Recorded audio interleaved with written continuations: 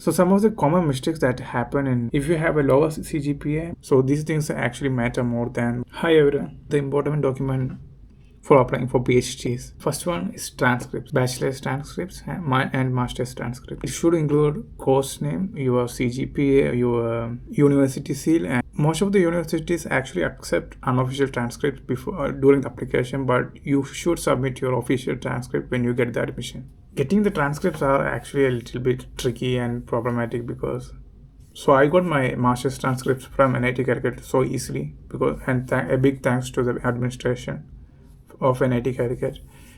But in case of my bachelor's transcript, it was a tiring job. I had to wait many months just to get a transcript. I even visited the University of Calicut just for getting the transcript. Also, make sure that all the transcripts are in English language or a language depending upon the location of your university. Suppose if your masters are not finished, you can submit your provisional certificate or a completion certificate or the transcripts up to the courses that you have taken or the semesters that you have taken. In some universities it's not possible, I guess, but you can give a completion letter or some documents that shows your grades up to that semester. You have to submit a statement of purpose, the research that you are focusing on. That also includes your academic background, your research experience, why are you going to do this PhD and what is your interest, why this university, why this supervisor, and your future goals. So in some universities like in Europe, I guess, you can directly apply for a scholarship first. So you need a research proposal.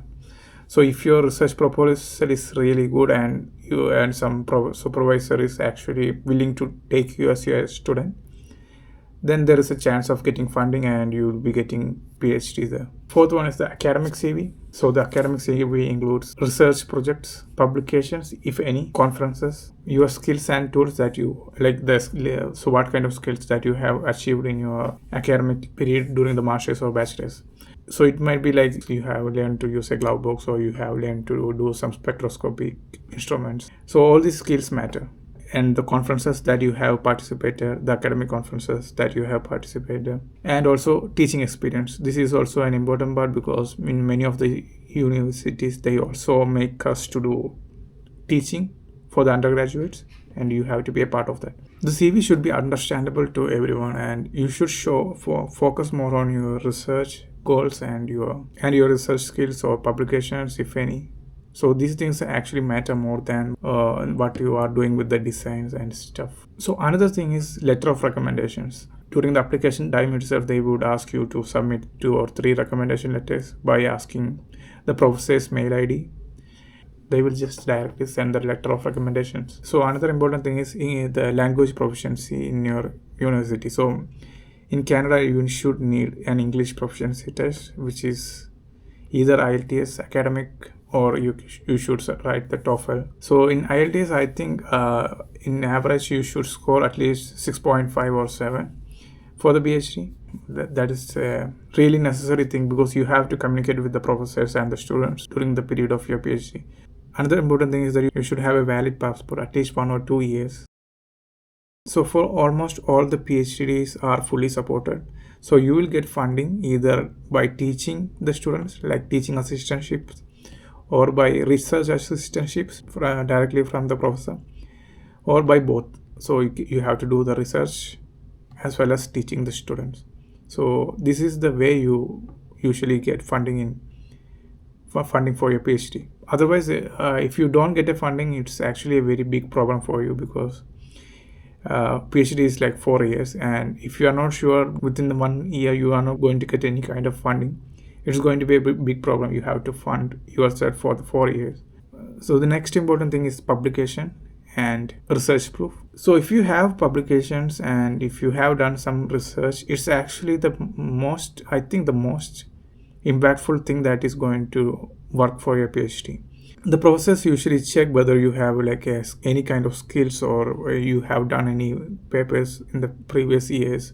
So this is actually an important thing, and if these papers actually relate to the supervisor's works or something, they would actually interested in you. You would get funding from the professor or from the university, or they would even try to help you to get a funding from the department.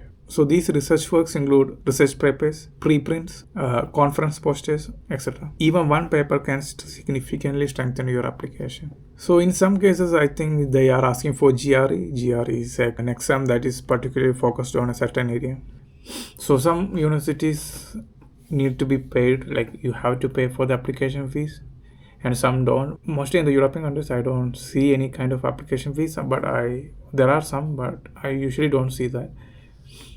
And in some areas, so for such certain cases like Marie Curie fellowships, you should apply for the Marie Curie fellowship, then a professor would take you in as a student. So some of the common mistakes that happen so one thing that you should always remember is that always ask the supervisor whether they are taking in students before applying for PhD under that professor.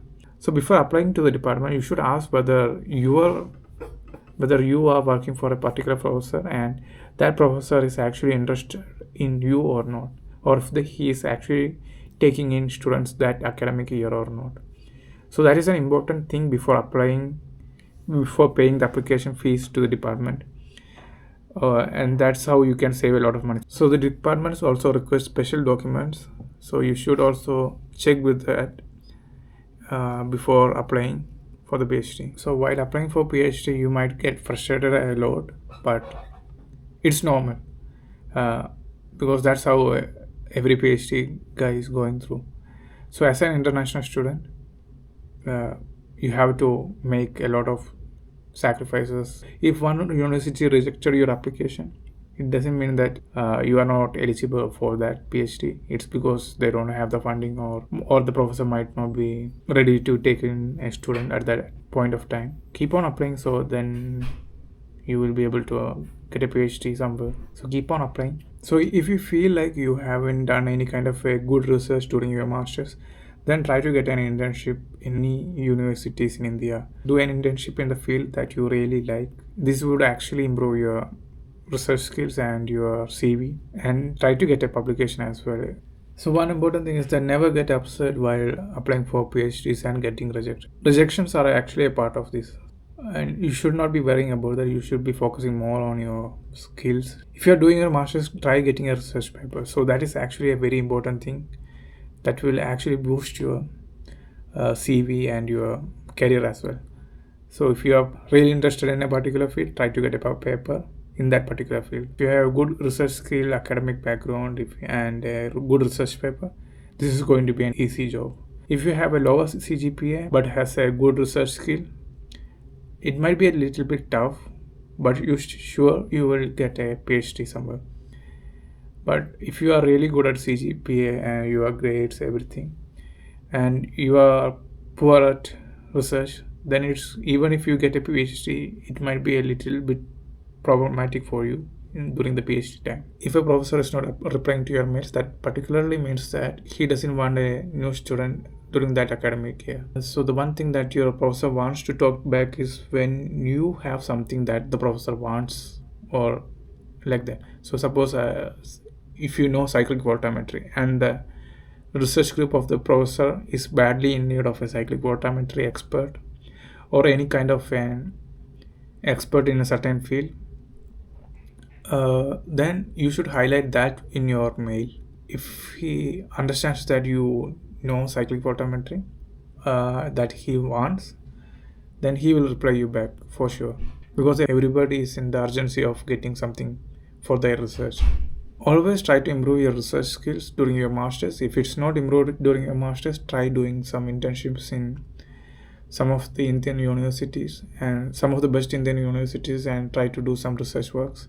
Try to learn some techniques or computational skills or experimental skills, then that will actually boost your CV and yourself. Hope this video is helpful for you. See you in another one. Bye.